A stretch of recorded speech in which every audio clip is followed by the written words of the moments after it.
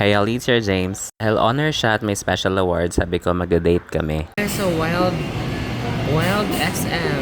See? Oh, may mga wild people, mga wild dog. Ayan, may wild bottle.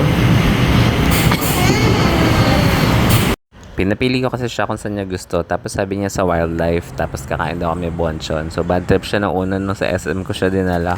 Pero andito na kami sa Ninoy Aquino Parks and Wildlife. Dala ang favorite naming bonchon. Yes, magpipiknik kami at gagala dito. Hi, it's picnic time. It's your James.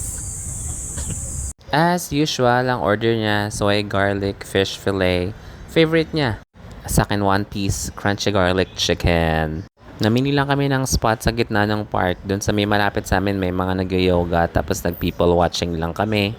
Tapos ang dami mga nagpa-photoshoot for debut and birthday. But overall, quiet yung place. So maganda talaga siya to chill. Mamaya tignan namin yung mga animals pagkakain. Enjoy the rest of the video.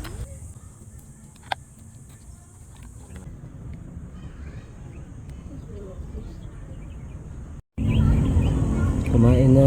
Huwag ka na maglaro dyan. Ito na po ako ito. Dali nga, ubusin mo yung rice mo.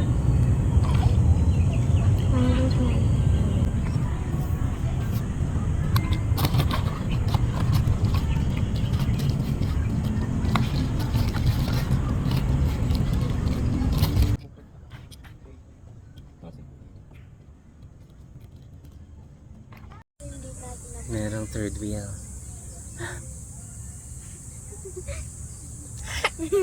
Mustache. After namin kumain, nag-explore na kami. Hindi niya first time. Kaso 5 years old pa lang siya nung una siyang pumunta.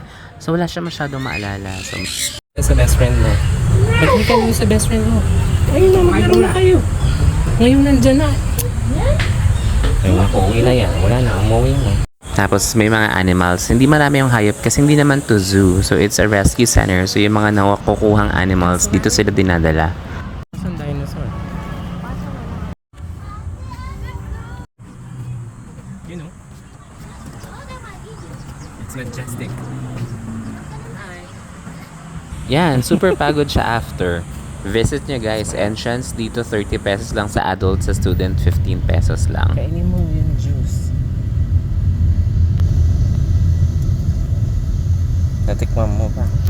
Yun lang. Please like and follow my page. It's your James Facebook, TikTok, YouTube. Bye!